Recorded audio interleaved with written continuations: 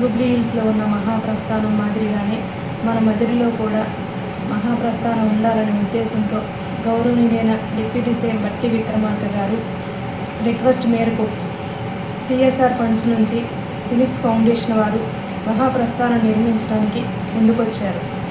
మన మదిరిలో మహాప్రస్థానం 2 ఎకరాల్లోనే డిజైన్ చేశారు Phoenix foundation వారు.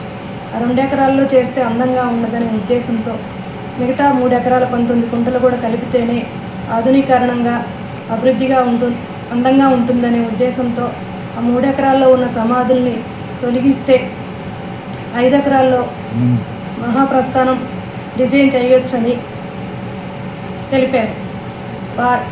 3 ఎకరాల్లో ఉన్న సమాధుల్ని వారి పేర్లు నమూనాలు తీసుకున్నాం. 5 ఎకరాల్లోనే ఉంటే బాగుంటుందని అందరూ సలహా ఇచ్చారు. ఆ 5 ఎకరాల్లోనే మహాప్రస్థానం నిర్మిస్తే బాగుంటుందనే ఉద్దేశంతో మధుర పట్టణ ప్రజలు కూడా వారి సహకారం అందించాలని కోరుకుంటున్నాను.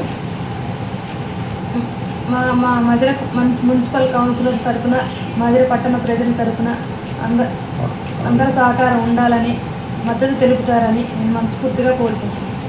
మన మధురకి మహాప్రస్థానాన్ని తీసుకురావడానికి కృషి చేసిన డిప్యూటీ సీఎం బట్టి విక్రమార్క గారికి ప్రభుత్వానికి ₹1 ఖర్చు లేకుండా ప్రైవేట్ సంస్థ ద్వారా నిర్మించడానికి వారు రిక్వెస్ట్ చేసి తీసుకొచ్చారు. వారికి మా మధుర కౌన్సిలర్స్ తరఫున మధుర పట్టణ ప్రజల తరఫున నా హృదయపూర్వక ధన్యవాదాలు తెలియజేస్తున్నాను.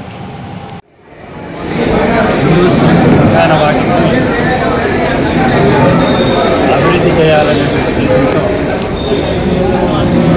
బట్టి గారు ఒక ప్రపోజల్ ముందుంచడం జరిగింది. దానికి కలెక్టర్ గారు హాజరయ్యారు, సెక్షన్ కలెక్టర్ గారు, కౌన్సిలర్స్, చైర్పర్సన్ అందరూ హాజరు, 5 పార్టీల వాళ్ళు కూడా హాజరయ్యారు. దాంట్లో చెప్పింది ఏంటంటే 2.5 ఎకరాలకి వరకు చేయటానికి ఇప్పుడు వీలు ఉన్నదని చెప్పారు. 5 ఎకరాలు అక్కడ అవకాశం ఉంది కాబట్టి సమాధులు దానికి సంబంధించిన వాళ్ళని కన్విన్స్ చేసి పెట్టించి 5 ఎకరాల్లో ఈ ఆధునీకరణ చేయాలని హిందూ శ్మశాన వాటికి హైదరాబాద్లో మహాప్రస్థానం ఇట్లా ఏర్పాటు చేశారో అన్ని వసతులతో అన్ని రకాలుగా ఇక్కడ ఏర్పాటు చేయాలి. దానికి తగిన నిధులు వాళ్ళ గవర్నమెంట్ అందించేది వేరే సంస్థ ప్రపోజ్ చేస్తుంది. దాన్ని ఎగ్జిక్యూట్ చేయడానికి కూడా వేరే వాళ్ళని పెట్టారు. ఆ తర్వాత మనకి మెయింటెనెన్స్ వస్తుంది. చాలా తక్కువ ఖర్చుతో గతం కంటే ఇప్పుడు అభివృద్ధి అయిన తర్వాత మనం గ్యాస్తో మరి దహనం చేయటం జరుగుతుంది. అట్లా ఇతర వాటికి కూడా మరి ఆల్టర్నేటివ్ కూడా అవకాశాలు పెట్టారు. స్నానాలు చేయడానికి కానీ అన్ని రకాలుగా హైదరాబాద్లో ఏ రకంగా మహాప్రస్థానంలో ఉన్నాయో ఇక్కడ కూడా చేయాలనే ఉద్దేశంతో డిజైన్ చేశారు. దానికి సమాధులు తొలగించాల్సిన అవసరం ఉంది కాబట్టి అఖిలపక్షాల మీటింగ్ పెట్టడం జరిగింది. వారందరూ కూడా యునానిమస్గా దానికి సమ్మతి తెలిపారు, ముందుకు పంపనున్నారు. ఇక మనం మున్సిపల్ బాడీలో కమిటీలో ఎజెండాలో చేర్చి అక్కడ తీర్మానం చేసుకొని ఇక ముందుకెళ్తే సాధ్యమవుతుంది, ముందుకు పోతుంది, నిర్మాణం అవుతుంది.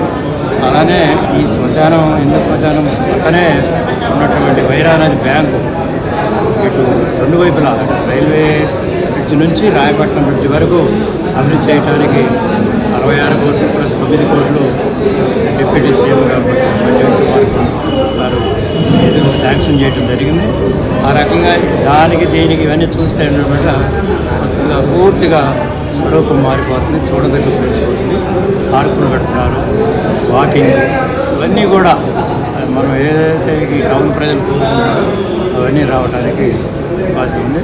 అందరూ ఈ సందర్భంలో సహకరిస్తున్నారు, ఇంకా సహకరించాలనుకుంటున్నారు.